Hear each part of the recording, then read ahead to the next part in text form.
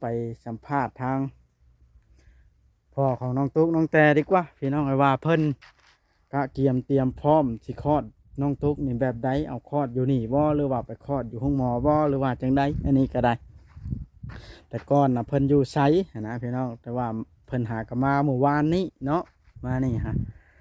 อันนี้เพิ่นก็นั่งกินข้าวอยู่กับน้องตุ๊กสบายดีเด้อโดยสวัสดีอ๋อกินข้าวเด้ออันนี้ต้มปลาแล้วแกงหน่อไม้โอ้เป็นตาแซ่บแท้อันนี้ต้มปลา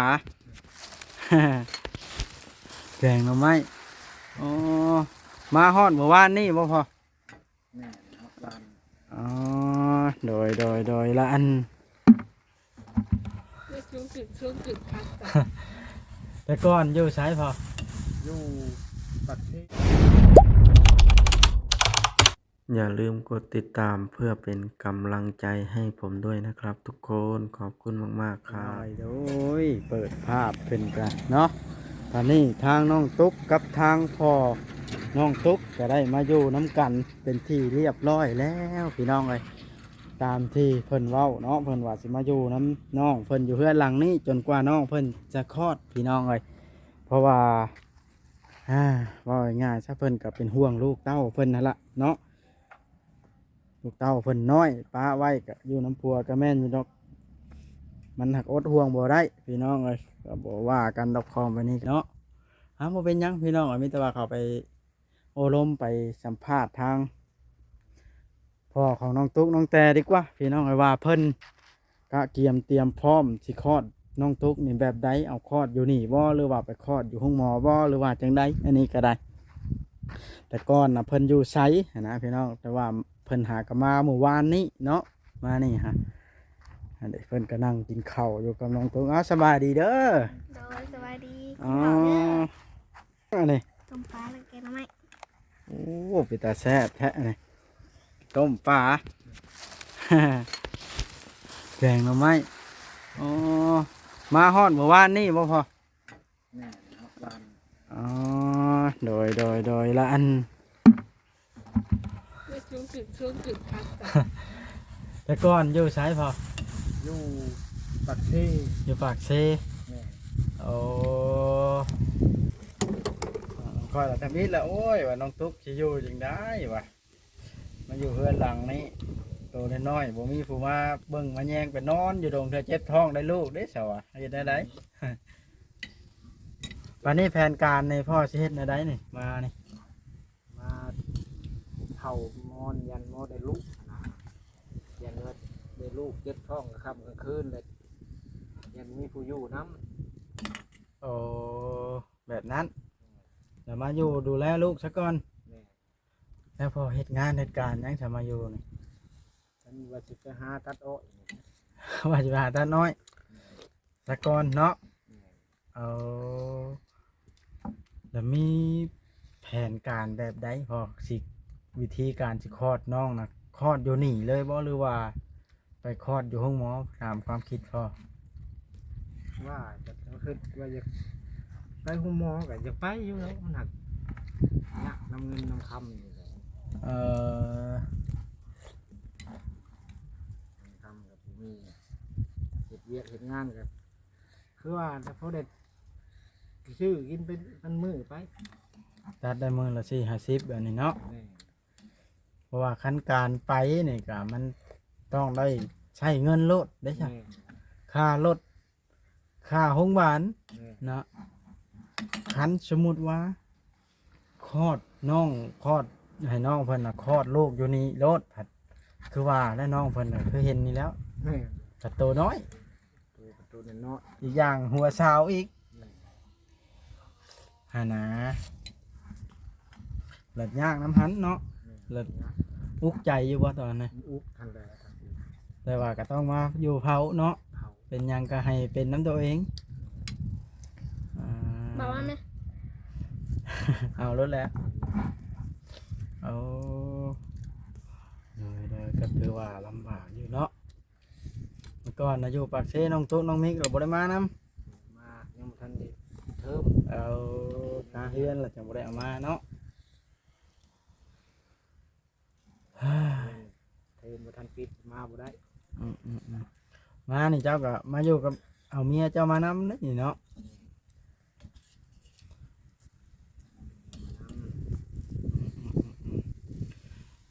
น้ำในไปเอาอยู่ใช้พอมาใช้น่ะอยู่นี่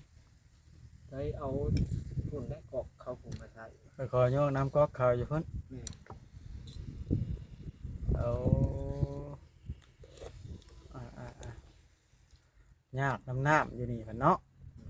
แต่เก่ายังมีน้ำอันสร้างคุดเอานี่เนาะเดี๋ยวนี้บกคักละ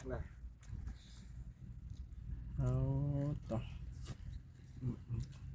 อีกอย่างหลายอันหลายอย่างอยู่ยากขาดเคินเลย หลาย รถก็ต้องได้ใช้ได้นี่คันสมมติว่าไปคลอดน้องๆเจ็บตอนค่ำกลางคืนหรือว่าตอนใดก็ต้องได้หารถอีกนี่เนาะ เดี๋ยวหาแล้ว อ๋อลำบากอยู่ใช่นะเป็นได้น้องตุกบ่ได้ขึ้นย่านบ่ฮะ จะติดยันอยู่ ขึ้นย่านสร้างเป็นอะไรอันนี้แผนการว่าสิให้น้องเพิ่นอายุนี้บ่เลยอยู่พุ่นแผนการพ่อนะตอนอยู่กรรมน่ะได้อยู่เพื่อนผู้ มันก็ยิงตามลูกว่าอยู่นี่ก็อยู่ เออติดตามลูกแต่ว่าอยู่นี่ก็คือว่าแล้วมันยากน้ำยากไหนเนาะ แล้ว คำได้น้ำนี่อยู่นี่ก็ได้ ดังๆเลยบ่แกะอ้อย ไปยากแน่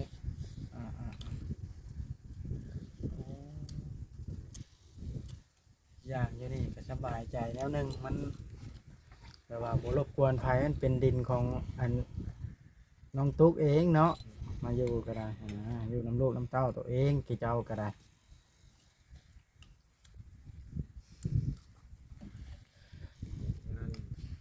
เที่ยวมาจอบเลย เราเที่ยวมาดูอยู่ปะ เที่ยว บาง ผิดหลังหากันมา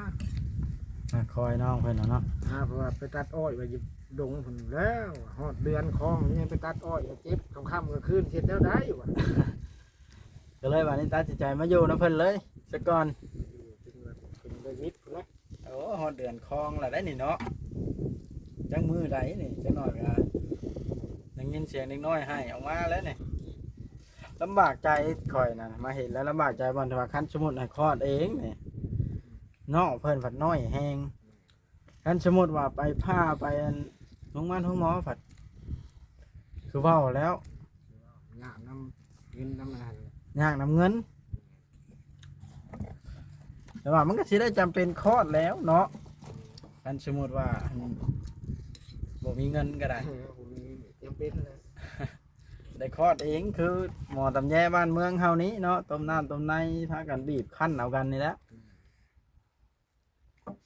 เห็นได้เงินไปแล้วมันพันได้ใช้แล้วได้ใช้เงินคำก็ได้เพราะว่าผู้หั่งผู้ทุกข์ก็ได้ใช้ผู้หั่งก็ได้ใช้เงินนะกันได้ติงคิงนะแต่ว่าผู้ทุกข์นี่นั่นติเขียวมาได้ใช้ผู้หั่งนะเพิ่นมีอยู่ดอกเนาะ ได้ลุงเฮือนก็แม่นใช่ดูนะท่านว่าไปแบบ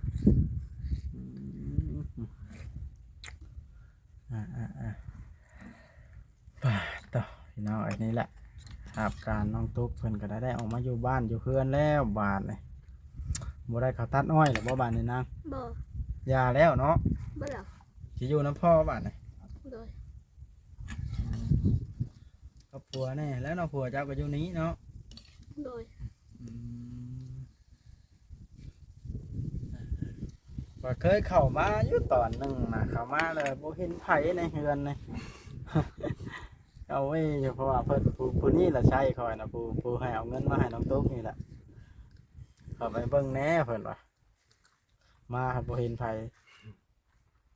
ไปแวะถามทั้งปู่น้องตุ๊กว่าไปนอนอยู่สวนอ้อยบ่ด้วยเอ้าตัวเองว่ะคือว่าฮอดเดือนคลองแล้วคือยังว่าไปอยู่ดงว่ะเนาะจะเจ็บกลางค่ำกลางคืนเฮ็ดอะไรเนาะ มันยากเจ็บกลางคืนนั่นแหละ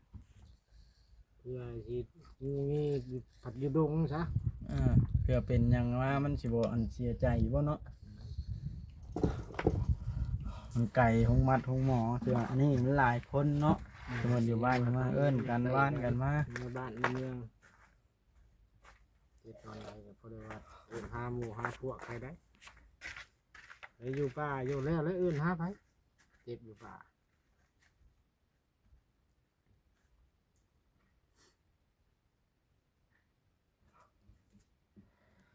เ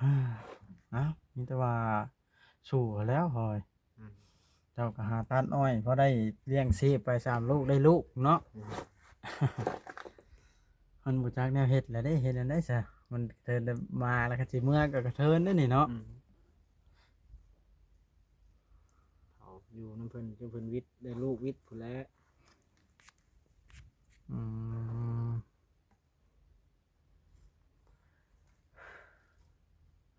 ลูกได้วิทย์ถึงกลับบาดนี่มันกระเทินแล้วเนาะคันสิเมื่อมันก็บ่เป็นเด้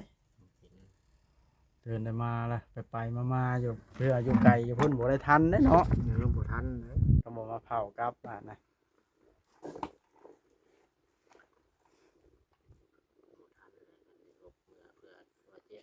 เจ้าขี่รถหยังมาแต่พุ่นน่ะ รถจักร ไปปากเซ่นะขี่รถจักรโคราชเจ้านี่ว้าแต่ซ่อนกันกับเมียมาเลย นี่ จักชั่วโมงพอฮอดแต่พุ่นมา โยโอ้ได้ปุ่น7 โมงมาฮอดพี่2 โมงแรง ออกแต่พุ่น7 โมงมาฮอดพี่2 โมงแรง นี่ อ่าถือว่าไก่สมควรเนาะ ไก่สมควร แต่ก็มาซ้ำตัวเองมีแล้วเนาะ นี่ เป็นสิขี่แนวอื่นหมดบ่มีอ่า ไทยอยู่ว่าช่วงน้องแต่รถจำน่ะแห้งอยู่ไกลตัวน่ะ อ่า อยู่อะนะเมืองไอ้นั่นเมืองสุกุมา ช่องแต่เราต่ำก็ได้ อืม เป็นให้น้องแต่เจ้าก็ติดต่อถามข้าวเพิ่นอยู่ว่าบ่อะไรก็ได้ ถามอยู่ เพิ่นย่างได้ในระบบ พอย่างได้อยู่ ก็ถือว่าง่ายๆยังน้อยเนาะย่างได้ไวถ้าเป็นผู้เฒ่าเบิ่งเอาหักซ้ำ โอ้ นะ ยเบิ่งเลย ฮ่าแต่ก็บ่ง่ายปานใดเด้อมาใช้ชีวิตอยู่พี่ก็บ่ได้ฮู้จักกับไผบ้านเจ้าก็ได้เนาะอยู่แต่เฮือนนี่ก็มือบ่ได้ไปตัดอ้อยก็ได้ อืม น้ำในก็ไปขอเขาเนาะ อืม คันได้น้ำนี่ค่อยว่าสะดวกเพิ่มขึ้นอยู่นี่อยู่กำอยู่นี่เนาะ สะดวกอยู่คันใดน้ำตี เจ้ามาอยู่พี่จนลูกแข็งแรงหันก็ได้คันมีน้ำมีในเนาะ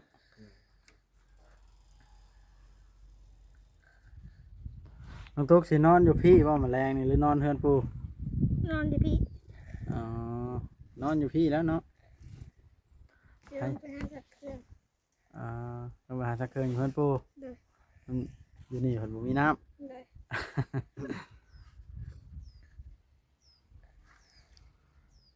ำอ่าอ่ะมีแต่ว่าแน่นั้นล่ะอัน